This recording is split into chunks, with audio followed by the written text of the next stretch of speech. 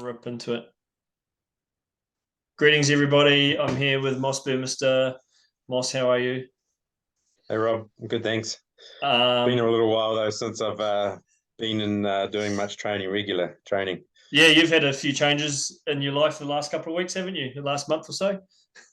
Yep, focus is now on our little girl that's just been born instead of myself and my training. That's great news. How was fatherhood? It's been difficult and sleep deprived so far. So it's a harder than Ironman training. That's what we all want to know.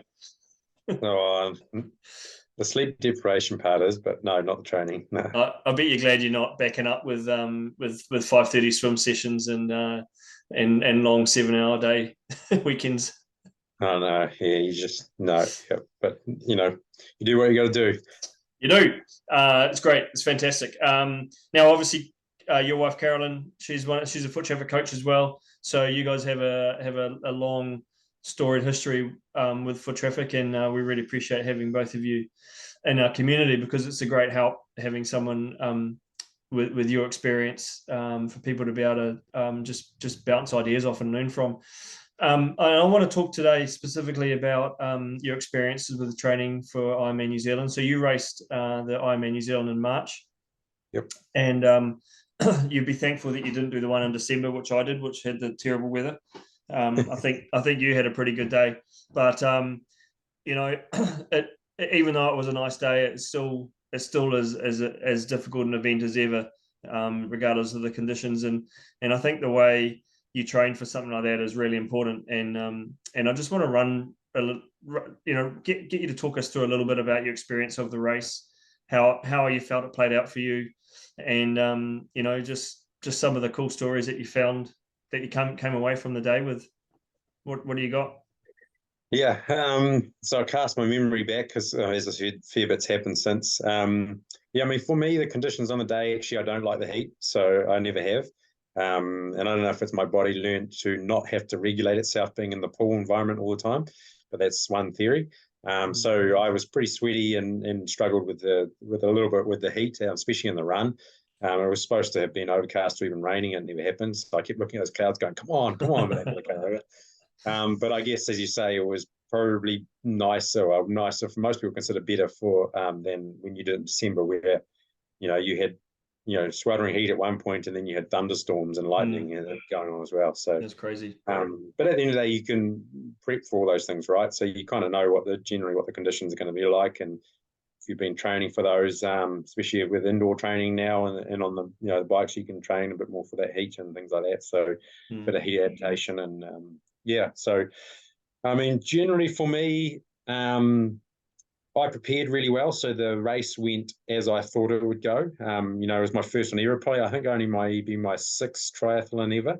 So I've done three halves and a couple of sort of shorter ones. Did coast to coast as well. So I have had one session in there where I've a very long day, the longest day they call it in coast to coast, the one day.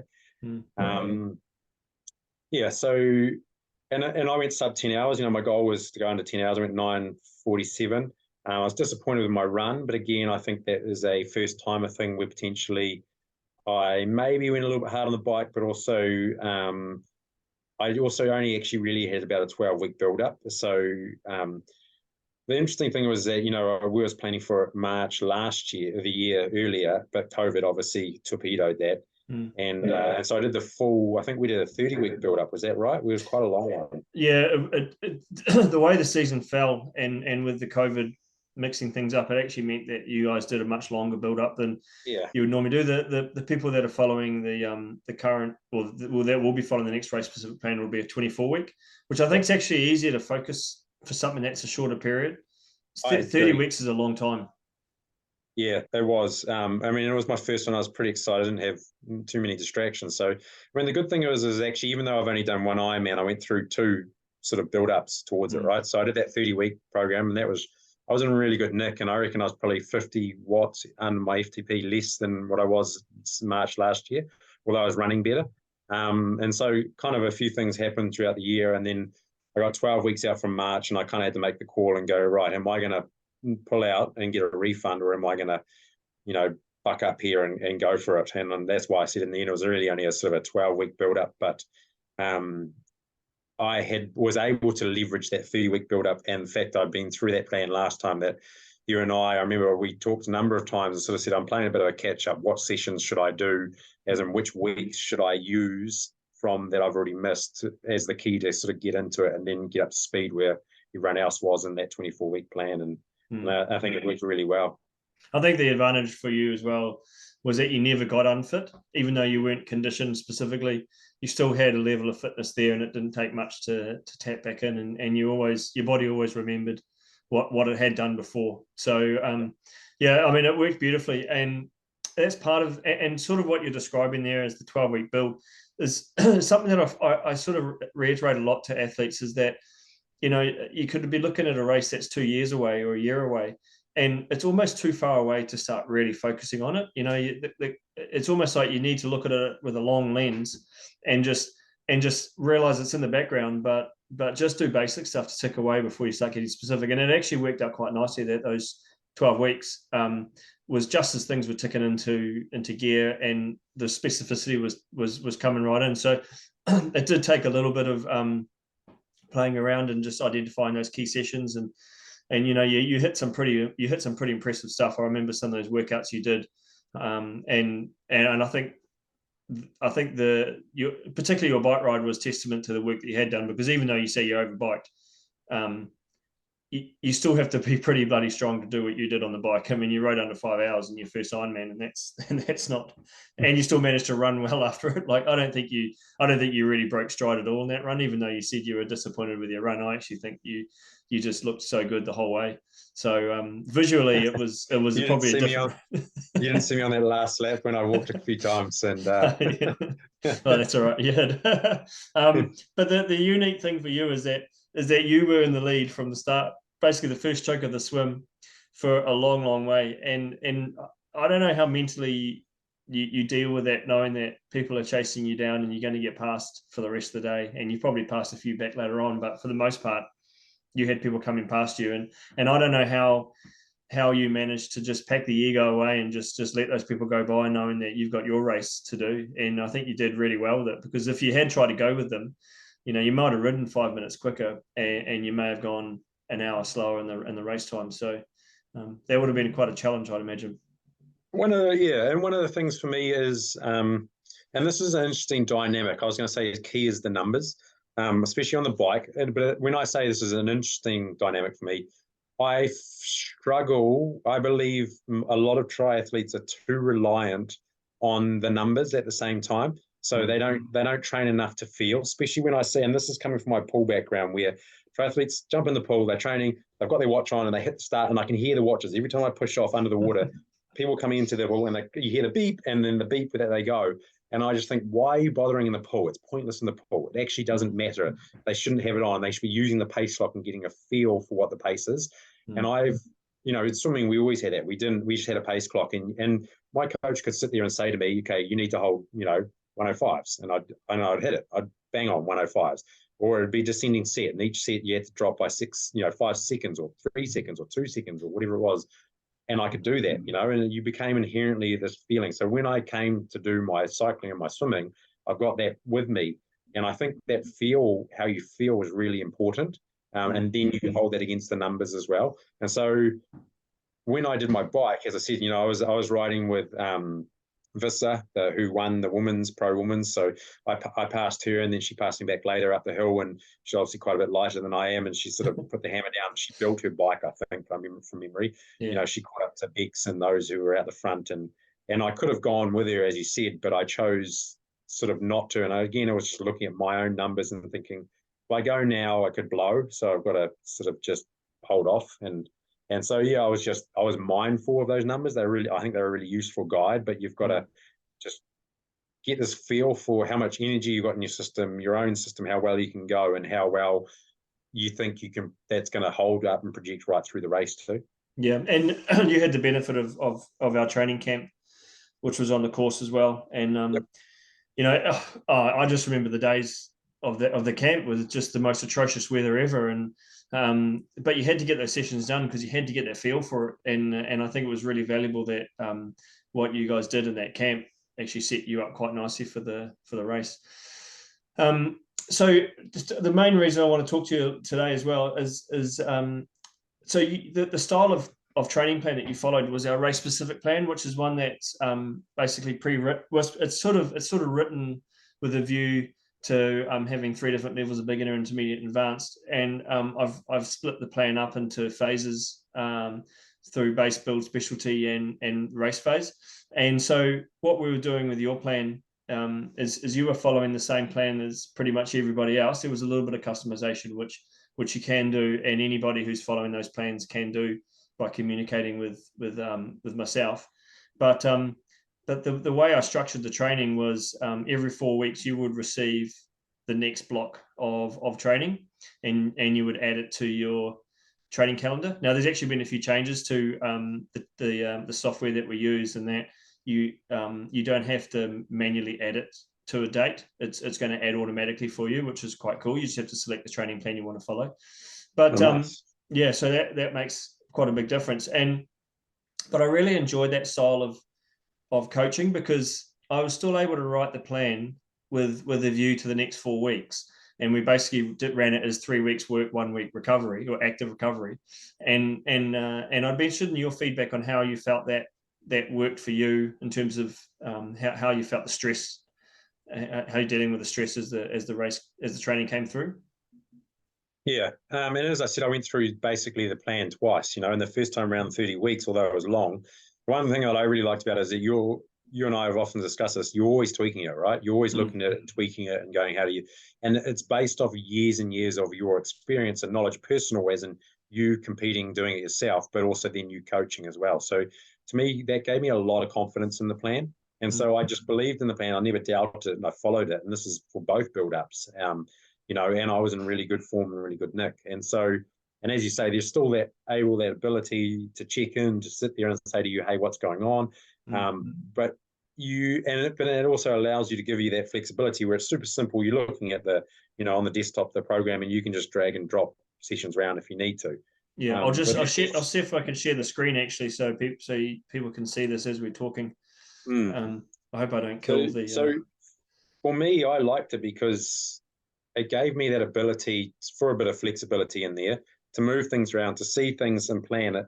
But the key thing is just I didn't train harder than I needed to. I just tried to hit. So I chose the advanced one out of the lot, and therefore it was obviously a bit harder.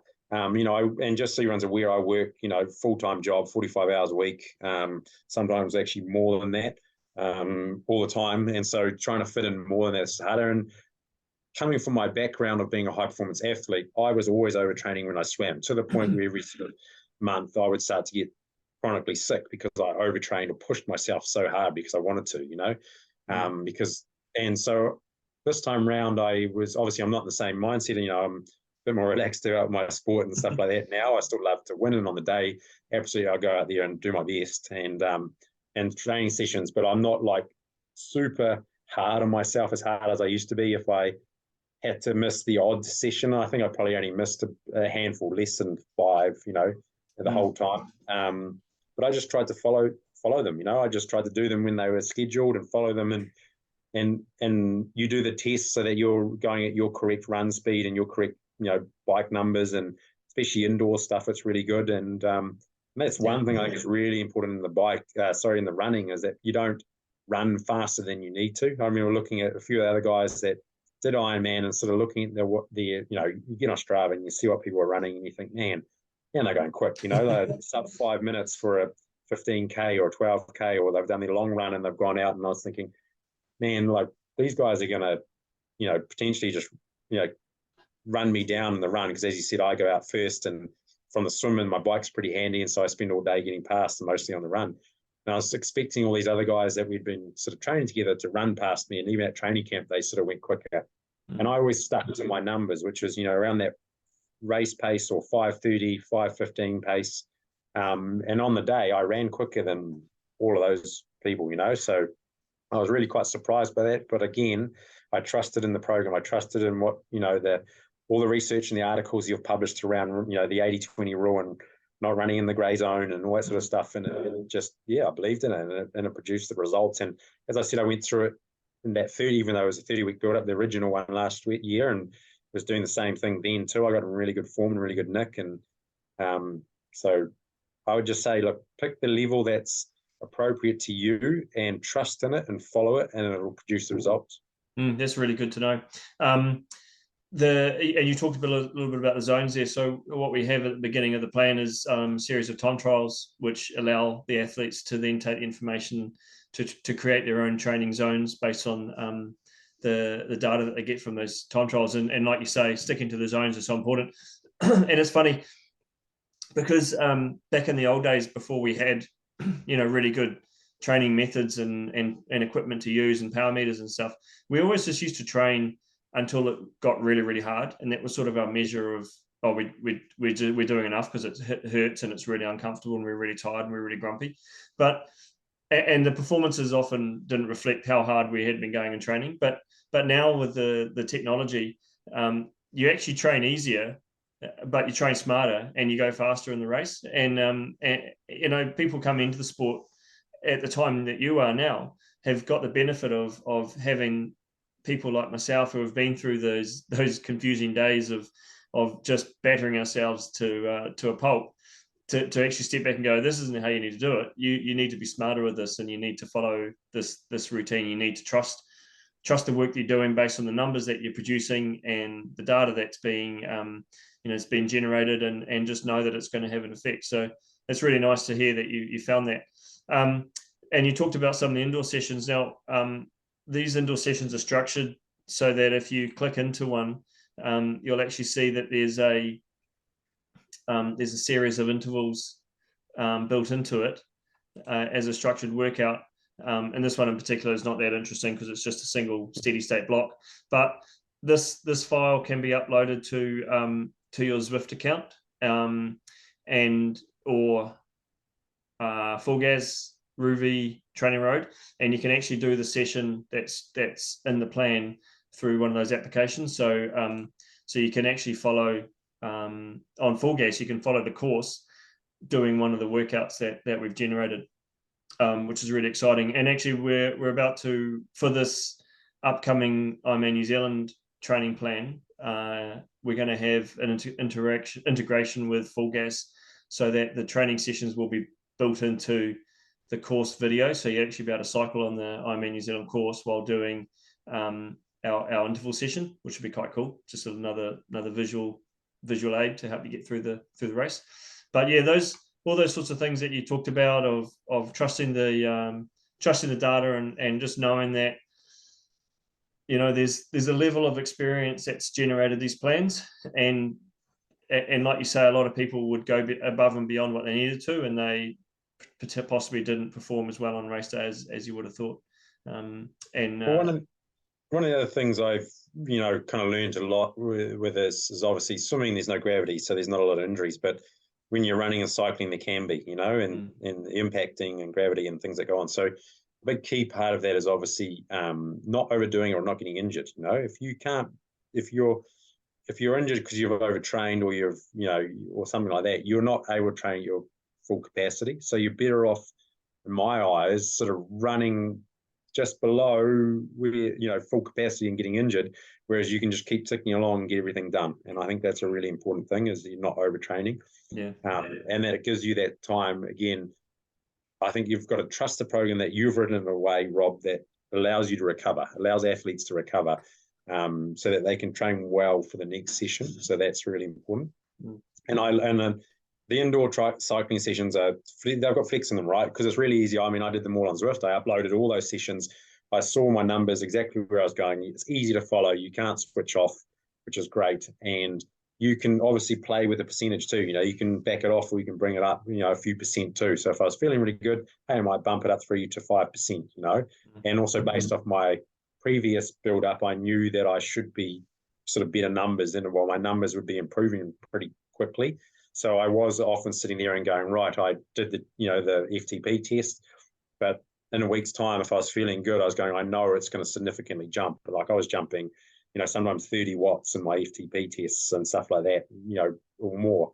So I knew I could sort of bump it up percentage wise. So so that's made it super easy. And I think too, interesting talking with Bex Clark about the idea of indoor sessions. You know, in Auckland, great. You want to do it here because the roads aren't that safe and the weather here sucks.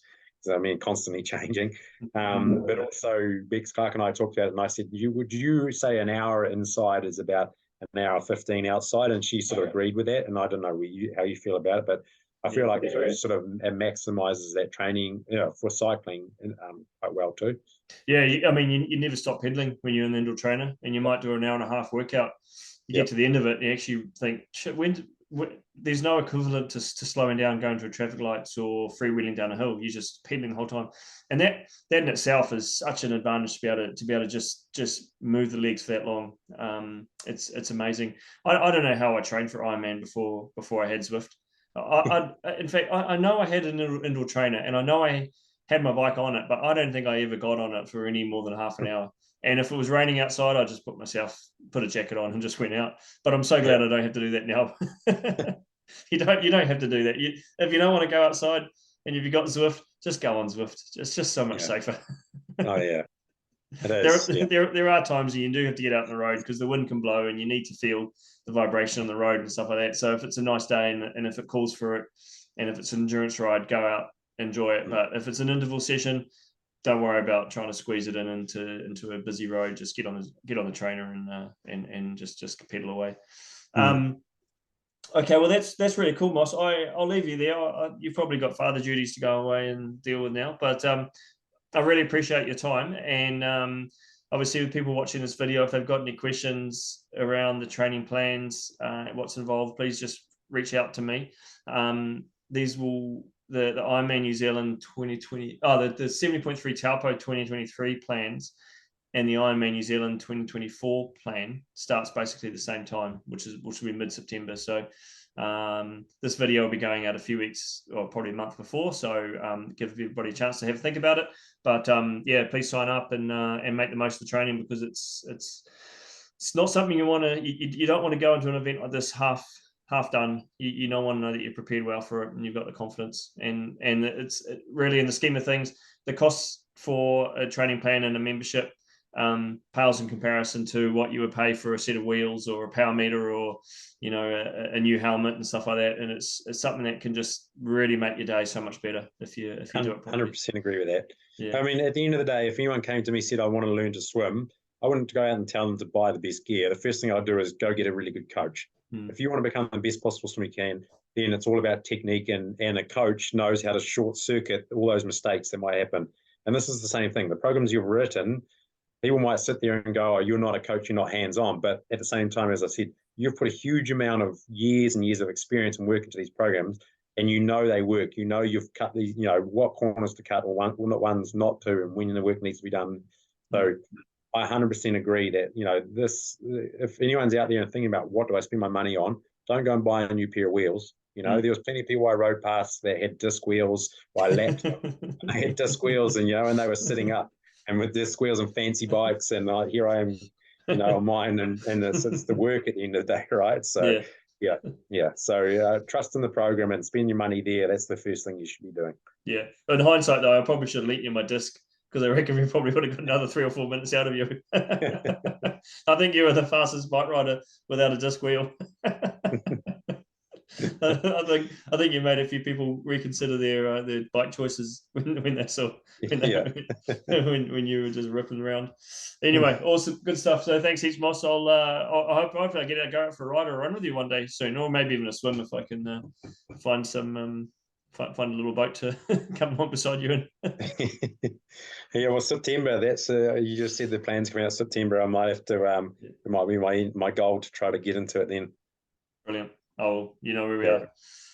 Yep. Take it easy, mate. We'll see you later, eh? See ya. Cheers. See ya.